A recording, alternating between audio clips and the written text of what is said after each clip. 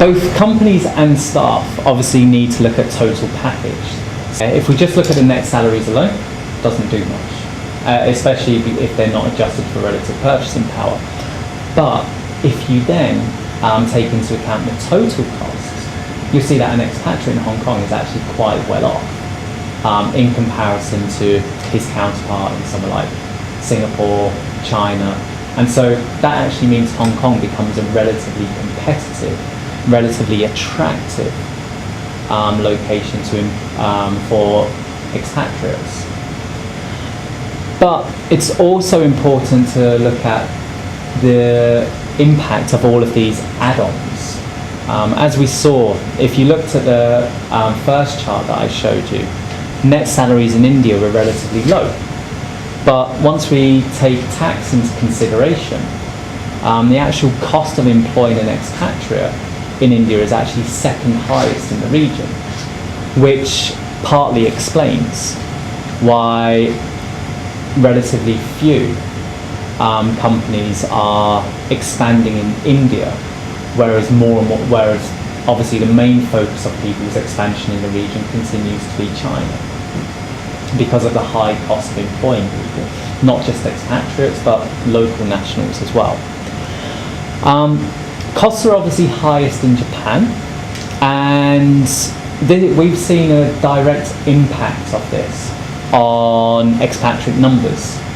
Firstly, what we've seen is, because the costs are higher, companies think twice about whether or not they should employ expatriates in Japan. We've seen this since 2008, since the global financial crisis, where during the global financial crisis, a large number of organizations in the region, they moved staff or repatriated staff back to their headquarters.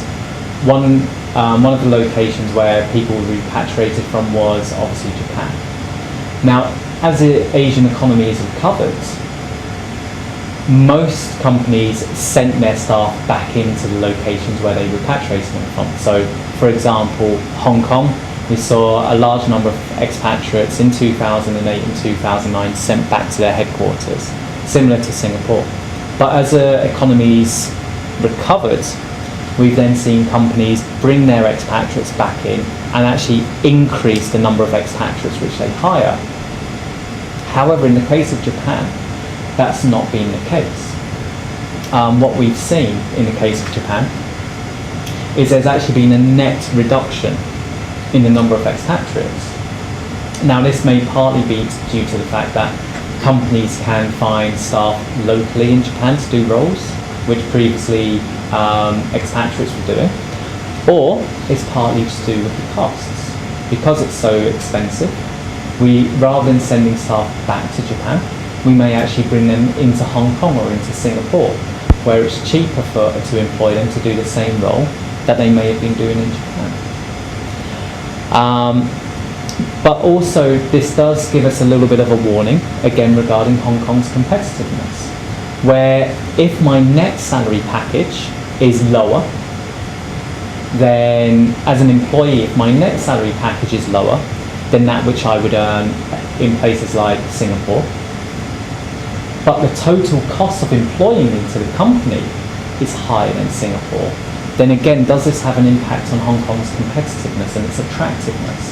If it's more expensive for the company to employ me in Hong Kong than it would be to employ me in somewhere such as Singapore, then the company may actually think about moving me to Singapore rather than moving me to Hong Kong. And likewise, from my point of view, if I think that I get a higher net salary in Singapore than in Hong Kong, then I'll be more likely to move there. So one of the things that we do see is a warning here for Hong Kong's competitiveness, because the net salaries that as a company, my employees are earning are lower, but the costs that I have to face are actually relatively higher. So that's one important point to take into consideration.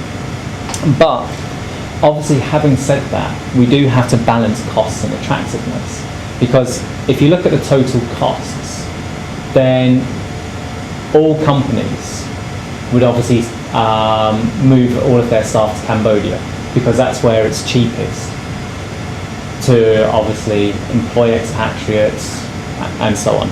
But that's not going to happen, because if you look at the types of companies who are in Hong Kong, if you look at the types of industries in which they're engaged, again, professional services, banking and finance and so on and so forth, there's no competing market for this in these developing locations. So we're not going to lose, Hong Kong's not going to lose expatriates to places like Cambodia, to places like Vietnam, where companies see that it's cheaper to employ them.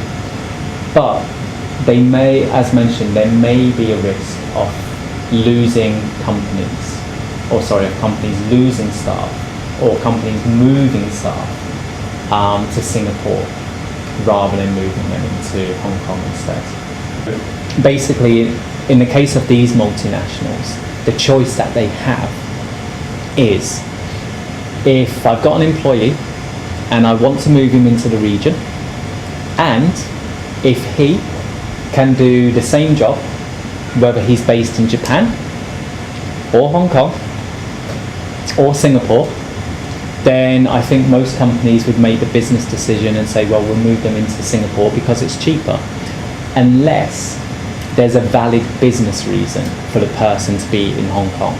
For example, if he can only perform his role, or she can only perform her role in Hong Kong, then it's worth us bearing the higher cost. But if he or she can do exactly the same role in Singapore that he or she could do in Hong Kong, because we've got an office there, because they could do exactly the same thing from their desk, then I think a lot of companies would actually look at those figures in terms of costs and say, well, actually, we'll move the person to Singapore because we'll actually save money in that way. What we've seen is a narrowing of the gap in terms of the total costs between Singapore and Hong Kong.